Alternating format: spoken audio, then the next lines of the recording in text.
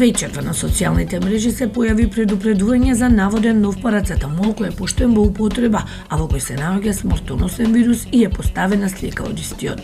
Итно предупредување, бидете внимателни да не го земате парацетамолот кој доаѓа со P-500. Тој е нов, многу бел и сјаен парацетамол. Лекарите советуваат дека содржи макуповирус кој се смета за еден од најопасните вируси во светот со висока смртност. Лага или вистина? Дали ја прочитавте оваа вест на социјалните мрежи или на интернет? На социјалните мрежи. Да, ми стаса таква некоја порака во инбокс.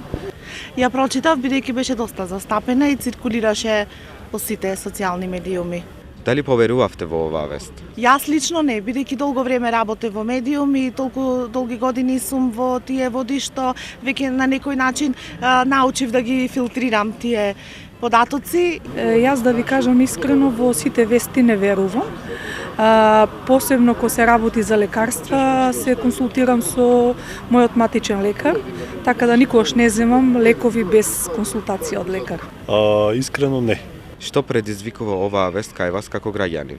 Вака, секако како граѓанин дека сум загрижена, меѓутоа од друга страна и едукацијата ми е малку појак сегмент и сепак се додека не се добие некое официјално известување од Министерството за здравство и од Фондот за здравство, да сепак сметам дека граѓаните имаат право што се вознемирени и се додека не се изнајдат начини, механизми и законски регулативи да се филтрираат вистинските од лажните вести, ова ќе се случува. Па мене лично не ми предизвика некоја вознемиреност, пошто секој се консултирам, а и немав примано во тој момент парацетамол за да ми створи некоја вознемиреност.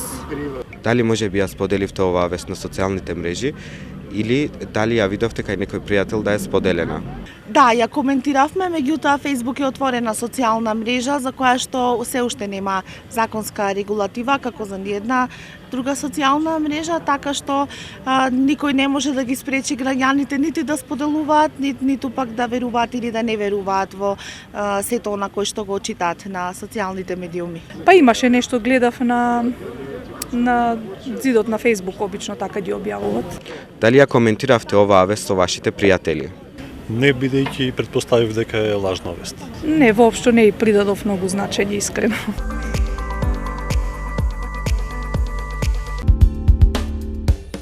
Медиумска писменост е способност за критичко и аналитичко восприемање на информациите. Медиумската писменост подразбира внимателно читање, гледање, разбирање и анализа на содржината на информацијата. Медиумите те информираат, едуцираат и забавуваат. Се што стигнува до тебе како текст, слика, звук, се е тоа медиумска порака. Тие се тука за да те моделираат тебе, твоето размислување и однесување. Се што гледаш, читаш, слушаш на медиумите не е апсолутна вистина. Медиумите креираат содржини за да бидат погледани, послушани, почитани или поради други интереси креираат манипулативна стварност. Биди фраер, не наседнувај на скроена реалност. Биди фраер, мисли со своја глава. Секогаш прочитај повеќе, побарај повеќе информации, информирај се од повеќе извори, провери дали веста содржи став и изјава од сите инволвирани страни, провери ги фактите. Вие од каде се информирате? Преку кој медиум? Интернет, ТВ, радио или весник? Најчесто преку телевизија и интернет. Претежно на интернет, кога сме дома и на медиуми, телевизија. Најчесто преку интернет, а поретко преку радио или телевизија. Политика, економија и култура. Економија, политика. Економски теми, научни теми, музика исто така. На кои медиуми најмногу верувате и зошто?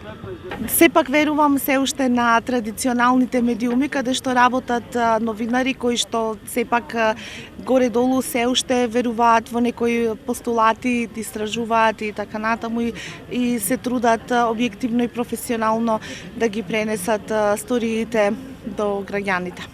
Искрено на македонска телевизија, претежно така, најчесто гледам. Најмногу им верувам на интернет медиумите, меѓутоа претходно правам проверка и веќе имам неколку медиуми на кои што можам да им се доверам без да ги проверувам другите вести. Има ли објективни медиуми кои денес достоинствено ја извршуваат својата професија? Има, секако дека има, за жал се во малцинство во однос на останатите, затоа што сите се под политичкиот, најголем дел од медиумите се под политичкиот јарем, меѓутоа и во нив има објективни новинари и медиуми. Па, по целост не можеш да кажеш за сите медиуми, мислам, зависи од областа, зависи од... Иако се многу ретки, за среќа се уште ги има. Дали ги проверувате информациите или ги земате здраво за готово? Ги проверувам секогаш. Па проверувам, претежно читам по повеќе, гледам, мислам, некоја вест на повеќе медиуми за да можам да споредам, или на портали така. Ја прочитам веста на повеќе портали за да можам да споредам дали е иста секаде или има некои разлики. Од одредени веб сајтови ги земам здраво за готово, за некои имам веќе познавања, зависи од која тема е, меѓутоа сите други вести ги проверувам, особено оние кои што се важни или битни за одредени теми кои што ме интересираат. Како ги проверувате информациите? И проверувам информациите барајќи на интернет, секако консултирајќи се со колегите, следејќи вести и така натаму. Ги проверувам на повеќе веб сајтови, а за некои веќе однапред знам дека се сензации или се непроверени информации кои што се заснуваат врз народно кажано рекла казала муавети. Ви се случило ли да поверувате, да споделите и да искоментирате некоја лажна вест или полувистина, мислејќи дека е вистината? Секако да, но тоа порано, сега се поретко и поретко. Не, немам таква навика да коментирам или да споделувам такви информации. Не, никогаш не споделувам такви вести, обично споделувам вести од мои активности, значи од конкретни активности кои што ги работам. Сте се почувствувале ли излажани, изманипулирани, вознемирани и дали може да ни кажете која е таа лажна вест што ве вознемирила? Па страшно ме вознемири конкретно ова последната вест со парацетамолот, затоа што како и секој друг неинформиран граѓан да би била неинформирана би ме вознемирило, но ете затоа сме тука, за да и ние од граѓанскиот сектор и вие како новинари за да работиме на спречувањето на таквите појави. Не, никогаш. На некои вести да, можеби, повеќе револтиран. Баш денеска имаше на таква вест од една соседна држава каде што високо политичко лице изјавува дека не треба да се паничи и да се превземаат итни мерки за загадувањето на воздухот, бидејќи ситуацијата е иста како и другите години. Што мислите, кој најчесто ги пласира лажните вести и зошто? Лажните вести, па бидејќи со оглед на тоа дека нема механизам за заштита, поготово на социјалните мрежи, лажна вест може да пласира секој што сака. Па сигурно е ради некој интерес. Па одредени политички кругови, потоа конкурентски фирми кои што сакам да им наштетат на другите фирми, разни непроверени информации, недоволно стручни новинари кои што не ги проверуваат и тие информации, а подоцна како лавина сето тоа се проширува во јавност. Тешко ли е денес да се направи дистинкција меѓу вистинските и лажните вести? Па очигледно да. Доколку често пратиме вести, не е многу тешко да разликуваме и да што е лажно, што е вистинито. Ако не ги пратиме постојано, значи може да потпаднеме под некое влијание така на некои такви лажни вести.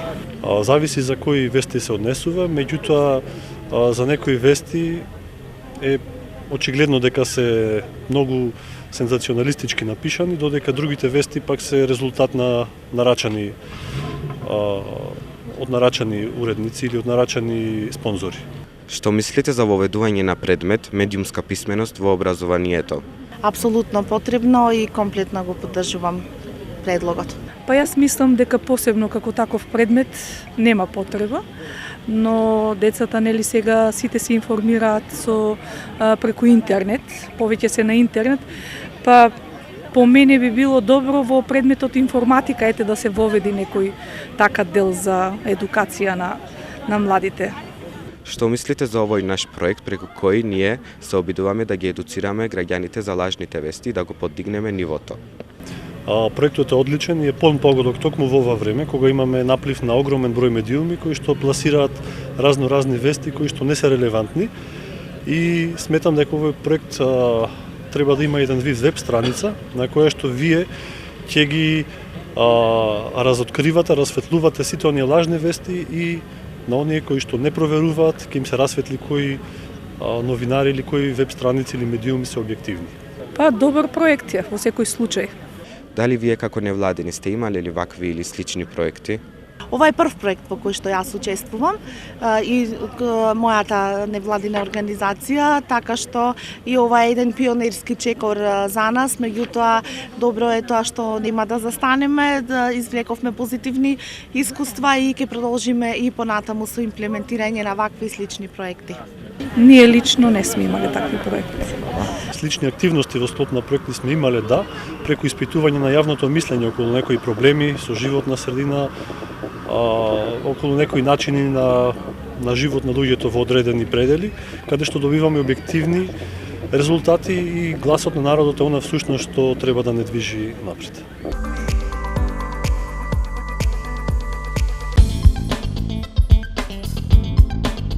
Лажна вест или фейк ньюс е неточно или лажно информирање. Вест која содржи невистинити податоци, настани или изјави комбинирани со факти за да се создаде впечаток на вистинитост, што се пласира со штетна намера или за да привлече големо внимание во јавноста. Лажната вест се шири многу брзо преку социјалните мрежи и порталите. Понекогаш на лажни вести наседнуваат и ги пренесуваат и професионални медиуми. Лажните вести имаат за цел преку дезинформации да манипулираат со граѓаните и затоа се штетни за демократијата. Биди фраер, мисли со своја глава. Секогаш провери го изворот што ја објавува или споделува информацијата, авторот, полно име и презиме, назив или линк до медиумот од каде што е преземена, фотографиите и видеата со кои е пропратен текстот, датумот на веста. Од оваа емисија може да заклучиме дека и невладините организации се многу свесни за огромниот број на лажни вести кои што денес ги има, особено на социјалните медиуми. Лажните вести датираат уште од стариот Египет. Во 13-тиот век пред нашата ера, фараонот Рамзес II лажел дека ја добил битката кај Кадеш. Тој во своите поеми пишувал за својата голема победа, но археолошките податоци го покажуваат спротивното. Лажните вести имаат манипулативна агенда да ги доведат граѓаните во заблуда. Затоа не верувајте.